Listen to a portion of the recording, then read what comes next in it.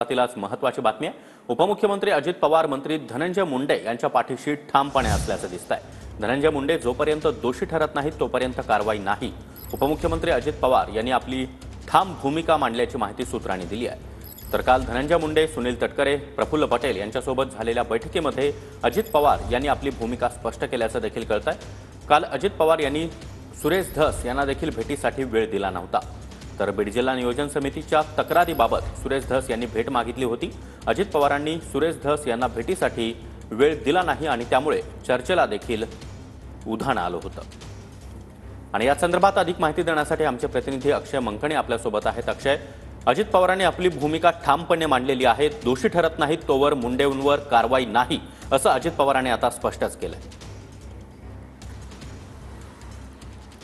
नक्कीच सागर जोशी, धनंजय मुंडे यांच्यावरती सातत्याने एकावरती एक आरोप जे आहेत ते सामाजिक कार्यकर्ता अंजली दमानिया असतील आणि भाजपचे आमदार सुरेश धस आणि विरोधी बाकांवरचे आमदारांनी लावलेली असल्याचं आपल्याला पाहायला मिळत होतं। गेल्या विधानसभेच्या हिवाळी अधिवेशनामध्ये स्वर्गीय संतोष देशमुख यांच्या हत्ये प्रकरणाच्या संदर्भात संपूर्ण रान जे आहे ते विरोधकांनी उठवलेलं होतं आपल्याला पाहायला मिळत होतं। धनंजय मुंडे यांचे निकटवर्तीय वाल्मिक यांना देखील संपूर्ण जेलवारी जी आहे ती या सगळ्या प्रकरणांमध्ये करायला आपल्याला पाहायला मिळत होती, परंतु थेट बोट जे आहेत ते धनंजय मुंडे यांच्यावरती सातत्याने विरोधी बाकावरचे नेते मंडळी जे आहेत ते या सगळ्या प्रकरणांवरतून करताना पाहायला मिळत होतं। आणि त्याचसोबतच सामाजिक कार्यकर्ता अंजली दमानिया यांनी अनेक कागदपत्र पुरावे जे आहेत ते उपमुख्यमंत्री अजित पवार यांना दिलेले होते।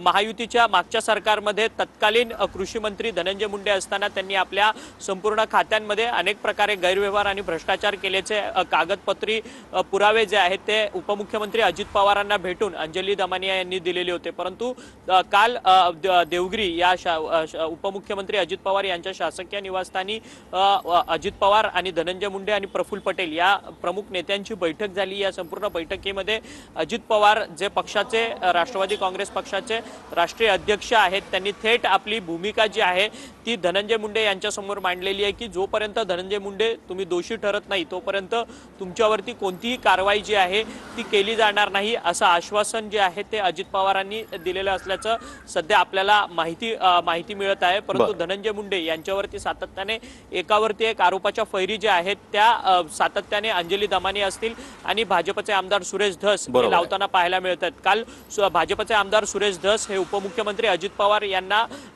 भेटणार होते, परंतु अजित पवार यांच्याकडनं भेटीची वेळ जी आहे सुरेश धस यांना दिली गेली नसल्यामुळे सुरेश धस हे मुंबईहून बीडला निघालेले आहेत। सुरेश धस यांनी बीड जिल्हा नियोजन समितीच्या कामांमध्ये अनेक भ्रष्टाचार झालेला आहे या सगळ्या संदर्भाचे पुरावे जे आहेत ते उपमुख्यमंत्री अजित पवार यांना पाठवलेले होते। परंतु अजित पवारांनी जिल्हा नियोजन समितीच्या या सर्व कामांची चौकशी करण्याकरता एक समिती देखील स्थापन केली आहे, परंतु या सगळ्यावरती आक्षेप जो आहे तो सुरेश धस यांचा आहे। सुरेश धस यांचं म्हणणं आहे की 2019 पासून ते 2024 पासून या सर्वच 5 वर्षातील जिल्हा नियोजन समितीच्या कामांवरती त्यांची हरकत आहे आणि त्या सगळ्या कामांची माहिती उपमुख्यमंत्री अजित पवारांनी बरोबर आहे। त्यामुळे उपमुख्यमंत्री अजित पवार हे धनंजय मुंडे यांच्या पाठीशी भक्कमपणे उभे आहेत असं चित्र सध्या तरी पाहायला मिळतंय।